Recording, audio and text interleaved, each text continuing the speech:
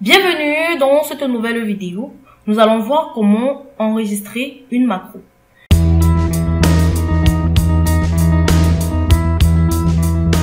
Alors, si vous êtes débutant dans l'automatisation des tableaux de bord, il est peu probable que vous puissiez écrire le code VBA manuellement. Sans aucune connaissance complète du mode et de la syntaxe d'objets d'Excel, l'écriture du code nécessaire sera impossible pour la plupart des utilisateurs débutants. Donc, c'est là que l'enregistrement d'une macro est utile. L'idée est que vous enregistrez une action, puis vous exécutez la macro chaque fois que vous souhaitez que cette action soit exécutée.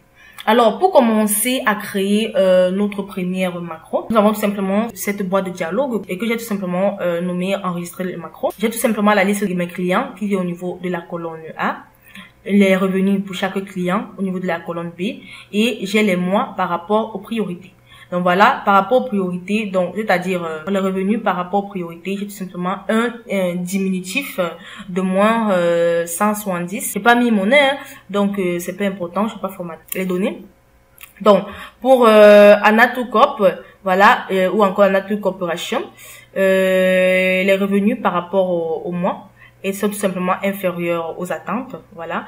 Et pour Anivus Corporation, les revenus sont tout simplement supérieurs, donc ils sont de plus 8984 et ainsi de suite pour tous les autres clients.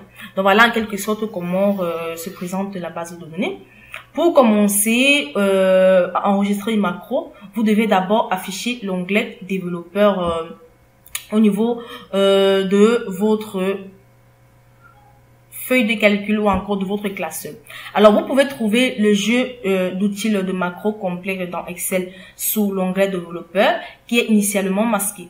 Donc, vous devez dire explicitement à Excel de le rendre visible. Donc, pour activer l'onglet développeur, vous devez tout simplement cliquer sur l'onglet fichier du ruban. Ensuite, vous cliquez sur l'onglet sur options. Et là, vous avez tout simplement la boîte de dialogue options d'Excel qui apparaît. Et dans la boîte de dialogue options d'Excel, on va tout simplement cliquer sur personnaliser le ruban. Et là, à droite, les onglets principaux. Nous avons accueil, insertion, formule, données, ainsi de suite. Nous avons là l'onglet développeur qui n'est pas couché. Donc, pour afficher l'onglet développeur, je vais tout simplement cocher la case développeur. Et lorsque j'ai coché la case développeur, je vais tout simplement cliquer sur OK pour l'activer. Et là, comme vous pouvez le constater au niveau de ma feuille, j'ai maintenant l'onglet développeur qui apparaît au niveau du ruban. Donc, voilà en quelque sorte comment afficher l'onglet développeur au niveau du ruban. Donc, lorsque l'onglet développeur est maintenant affiché au niveau du ruban, nous pouvons tout simplement le sélectionner et nous allons tout simplement aller au niveau de groupe code et nous allons cliquer sur la commande enregistrer une macro.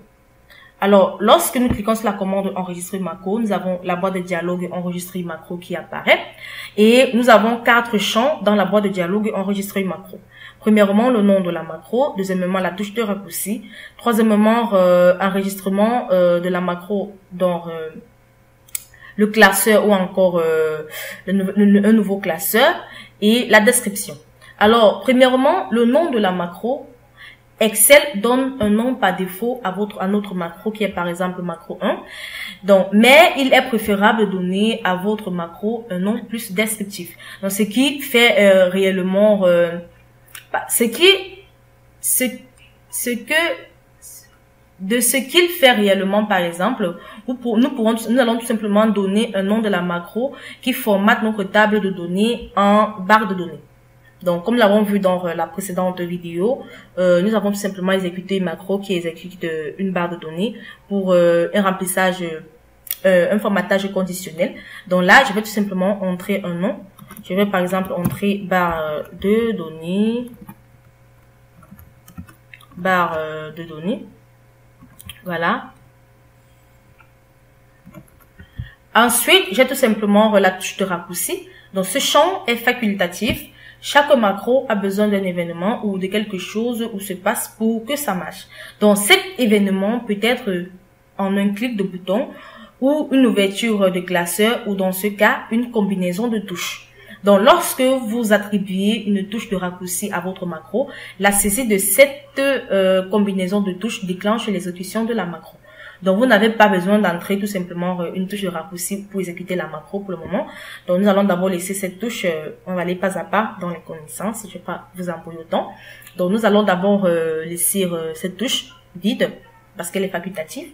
Donc, dans la prochaine vidéo, je vous montrerai comment entrer les touches de raccourci. Ensuite, nous avons enregistré la macro. Donc, ce classeur est l'option par défaut. Donc, stocker votre macro dans ce classeur signifie simplement que la macro est stockée dans le fichier Excel actif. Donc, la prochaine fois que vous ouvrez tout simplement ce classeur particulier, la macro sera disponible pour s'exécuter. Donc, de même, si vous envoyez le classeur à un autre utilisateur, par exemple un nouveau classeur, cet utilisateur peut également exécuter la macro tant que la sécurité de la macro est correctement définie dans votre utilisateur, mais plus tard. Enfin, nous avons la description, donc la raison pour laquelle il est toujours important d'enregistrer dans le classeur, de telle sorte que lorsque vous envoyez par exemple votre classeur à une autre personne, il pourra tout simplement exécuter la macro sans toutefois recréer cette macro. Donc voilà, enfin nous avons le champ description. Donc ce champ est également facultatif, mais utile. Donc si vous en avez plusieurs macros dans une feuille de calcul, ou si vous devez donner à un utilisateur plus détaillé de la description de ce que fait la macro, vous devez tout simplement ancrer la description dans ce cas. Donc pour l'instant, il n'est pas nécessaire. Nous voulons tout simplement effectuer une barre de données à nos données. Donc après avoir entré barre de données dans le nom de champ de la macro et après avoir enregistré la macro dans ce classeur, je vais tout simplement cliquer sur OK pour commencer à enregistrer ma macro. Alors, je vais tout simplement cliquer sur OK. Voilà, j'ai fait cela expressément pour vous montrer en quelque sorte que au niveau du nom de la macro, il ne doit tout simplement pas avoir d'espace, pas avoir de caractère. Donc voilà les vérifications du nom. Donc commencez toujours par la lettre ou un trait de soulignement, voilà, et ne contient pas d'espace ou de caractère non autorisé. N'entre pas de conflit dans un nom existant dans le classeur. Donc voilà, il n'y a tout simplement pas d'espace. Je vais tout simplement coller. Voilà, lorsque j'ai terminé d'entrer le nom de données, je vais tout simplement cliquer sur OK. Et là, Excel enregistre maintenant les actions que je vais effectuer dans ce classeur. Donc, pendant que Excel enregistre, vous pouvez effectuer toutes les actions souhaitées.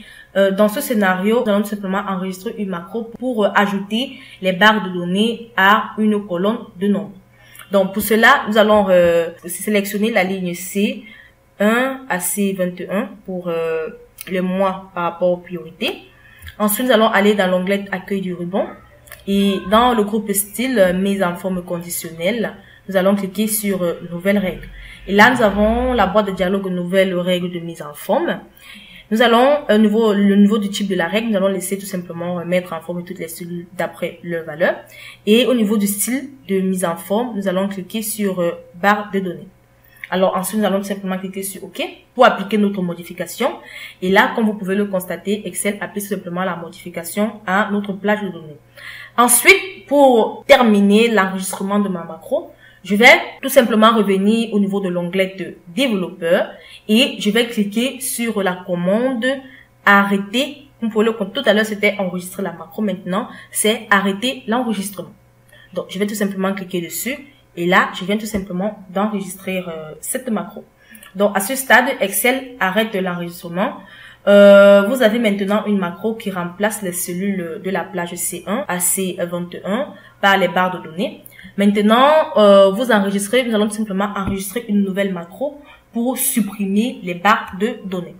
Alors, vous allez voir tout à l'heure comment nous allons faire pour exécuter ces macros. Donc, voilà, nous allons exécuter une nouvelle macro pour supprimer ces barres de données. Donc, je vais tout simplement retourner dans l'onglet de développeur. Voilà.